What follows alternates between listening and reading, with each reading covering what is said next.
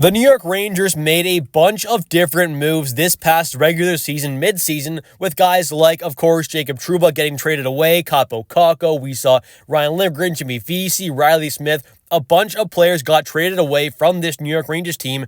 And, of course, they added in some guys as well, like Carson Soucy, a JT Miller, Will Borgen, and of course also handing out extensions to guys like Will Borgen, Igor Shesterkin, and Alexis Lafreniere. And with all that being said, I think there's still some question on whether or not this team can become a true Stanley Cup contender for this upcoming season in 2025-2026. This is a season where I think the Rangers are still having their eyes set on being a cup contender and being a team that is able to go on a long playoff run. And with the moves that are going to happen, hopefully this offseason, that's where I'm kind of expecting this team to really get back on track and make those big moves that are necessary to really get this team on track to where they've been in the past couple of years of being a cup contender. And I know the previous couple of years there in the playoffs, this team maybe hasn't had the overall best built roster, but guess what? They've still been able to have a lot of playoff success while not having that great, overall kind of top to bottom built roster. I think the way this roster has been built,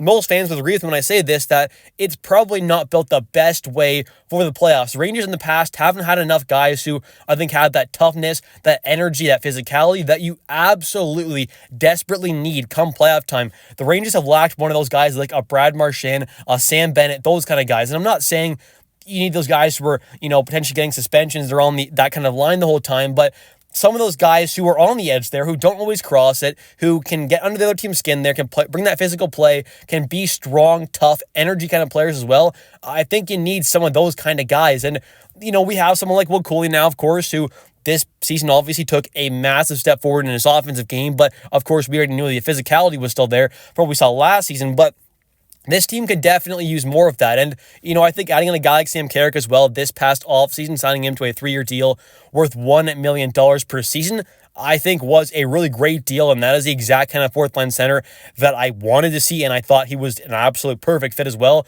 for that fourth line spot because he brings exactly what you want in a fourth line center. That physicality, some energy, solid two-way play, can help kill penalties, solid face-off taker, not afraid of much out there, pretty tough player. So that's exactly the kind of guy you want as your fourth line center, I would say. But adding in some more kind of skilled players who can play in that top nine, can play in that top four on the defensive side of things, but brings the physicality and brings some toughness and just kind of grit and all that kind of stuff that you absolutely, like I said, need come playoff time is a must. So that's kind of why I am hopeful that, this team goes out there, adds in a real third line center and adds in a real good top four caliber defenseman to go alongside Adam Fox, for example. So if those two positions can be filled, I think this team really can be a true cup contender, especially when you take a look at, the success that this team has had the past couple of years in the playoffs. And you consider also into that kind of success with this team not having the best built roster and kind of a playoff type roster, not having that. I think if you make a couple of those moves there, add in a real good third-line center who brings that physical play, brings that two-way play, but also can be an actual third-line center. Is not just a fourth-line caliber guy that's getting put on the third line, but can really bring some offense as well, at least a bit, but also bring a good two-way play, the face-offs, the toughness, the physicality, all that kind of stuff that you want out of, especially a guy in your bottom six. But you still need those guys who can bring that physicality, the toughness, the grit, but also bring a bit of offense. So if you can get that to your third-line center and find one of those this offseason, I think that is an absolute must and something that this team should definitely be targeting. And of course, on the back end, I think this team really needs to go out there and try and find Adam Fox a real good left-handed defenseman to go alongside him on that top pair there. Ideally, it is a real, true, top pairing or top four, at least kind of caliber guy. Whether or not this team's able to get that, that's going to be a big question. But I think with a guy like Andre Miller, for example, if you're able to trade him away, that will definitely open up enough cap space, and especially with the assets you're probably getting back. I'm not saying it's going to be a crazy amount back for Andre Miller, but if you're dealing him away, you're saving at least, a minimum, I would say like $5.5 million, something around there you're saving at least, right? He's probably going to get at least about that on his next deal because he's already making it just under $4 million this year. Let's say he's making even like 4.75, let's say on the low end, I think, which is still on the low end there for a guy who isn't an RFA. And I understand he's still an RFA, but I really do think he's probably going to get more than, personally, I'm willing to see him get paid, obviously. And if it is around that $4.5 million mark, even then, it's not like it's going to be a potentially terrible deal, but he's still a player who I just think at this point there, this team really needs to just move on from there. It has not worked. He's been a major liability in the past. So if you can trade him away, get back some assets, you save at least, you're looking at, like I said, like 4.5, 4.75 at minimum, about that amount of cap space there. So that allows you, with the extra cap space the team has available, to go out there and add in a real good, impactful defenseman to possibly pair alongside Foxy, which is something that this team, I think, has desperately kind of lacked, is another real good kind of top pairing or top 4 caliber guy, like a true one, to go alongside Foxy. Because in the past, he's played alongside, for the most part, a guy like Ryan Lindgren, for example, who I think, at moments absolutely is playing like a top 4 caliber defenseman, but let's be honest, he's not a top pairing guy. I think that's pretty factual. I don't think many people are going to disagree with me on that. He is not a top pairing caliber defenseman. And even at moments, for the most part there, he's not necessarily playing like a, high-end, even second pairing kind of guy necessarily at that kind of caliber, even when he was playing alongside Foxy. And, yes, a couple seasons ago, he definitely had some better moments in this season, obviously. But I just think in general, for the past few seasons, this team has really only had one consistent, like game in and game out, true top 4 caliber defenseman. Like I said, at moments, guys like Braden Schneider and Keandre Miller show that talent, and I think Braden Schneider obviously a little more consistent than a guy like Keandre, but doesn't show those kind of ultimate high-end flashes like a guy like Keandre can, obviously. But my point is, this team needs to go out there and add in another true top 4 caliber guy. I think Braden Schneider can definitely be that, but he hasn't quite shown that overall consistency level and the overall kind of impact of being that true kind of top 4 caliber guy game in and game out. Some games he does, but some games he doesn't. And I think this team needs to go up there and add in a real good, impactful defenseman. And it doesn't have to be a guy to play alongside Foxy. I just think it has to be some kind of real good defenseman added in this offseason there. If they want to go with a guy like, Braden Schneider alongside Foxy there, I wouldn't be against that, because Schneider has experience on the left side, of course, even though he is a right-handed defenseman.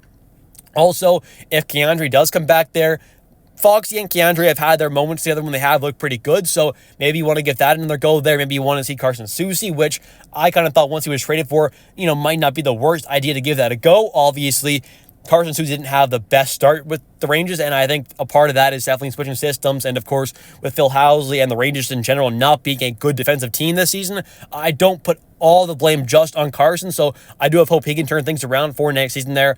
Will he end up being as good for this team as I kind of hoped and thought he could potentially be? Maybe not, but I think he's definitely going to be a lot better than what we saw this season there, and I think most defensemen on this team should be better than what we saw from this past season, so maybe we can see a guy like Keandre and Braden Schneider if, Keandre both he's back on the team as well next season. Maybe we can see either one of those guys fully take that big step forward. But I just think this team absolutely is in a scenario where they have to go out there and add in a real good, impactful defenseman.